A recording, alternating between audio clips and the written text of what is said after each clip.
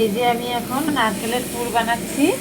নারকেলটাকে ভালো করে পাটালি গুড় দিয়ে মেখে নিয়েছি। মেখে নিয়ে এই যে ভালো করে গ্যাসে নেড়ে চেড়ে এটাকে পুর তৈরি করে নিলাম।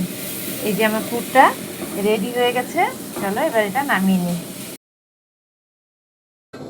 এই দেখো বন্ধুরা, এই যে গোলাটা ঠিক এই রকম হবে।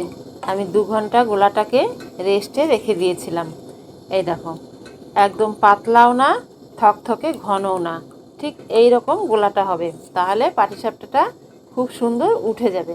তাহলে চলো এই পাটিসাপটাগুলো এবার তৈরি করে নিই। আমি এখানে ননস্টিকের একটা চাটু নিয়ে নিয়েছি। চাটুটা গরম হয়ে গেছে। এবার আমি এটাতে তেল ব্রাশ করব। এ দেখো সর্ষের তেল। এই যে এইভাবে করে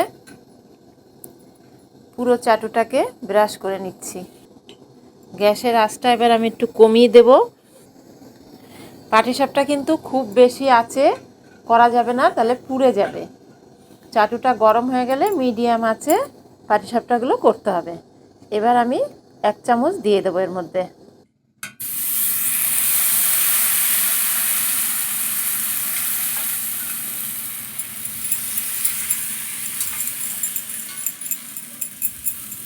এই যে এবার আমি নারকেলের পুর দেবো। নারকেলের পুরগুলো আমি আগে থেকে এরকম করে করে রেখে দিয়েছি।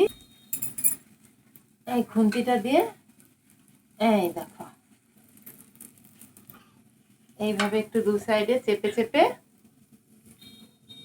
দেখো কি সুন্দরভাবে পাটিসাপটা পিঠা কিন্তু উঠে যাচ্ছে। দেখো, দেখেছো কি দারুণ হলো। দেখো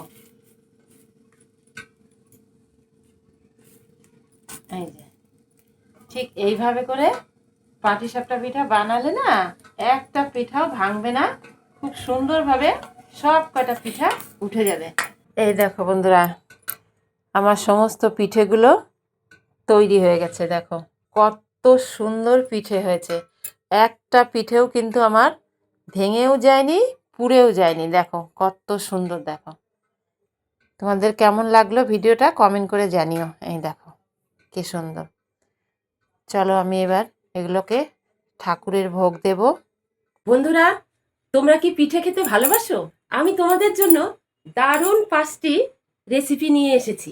আমি যেইভাবে তৈরি করি, যেমন ক্ষীর ভরা পাটিসাপটা, দুধ পুলি, গরম গরম চিতই পিঠে, মজাদার ভাপা পিঠে, এই সবগুলো রেসিপি লিংক ডেসক্রিপশনে দিয়ে দিয়েছি। তোমরা গিয়ে ঝটপট ডাউনলোড করে বাড়িতে বানিয়ে বাচ্চাদেরকে দাও, তোমরাও খাও।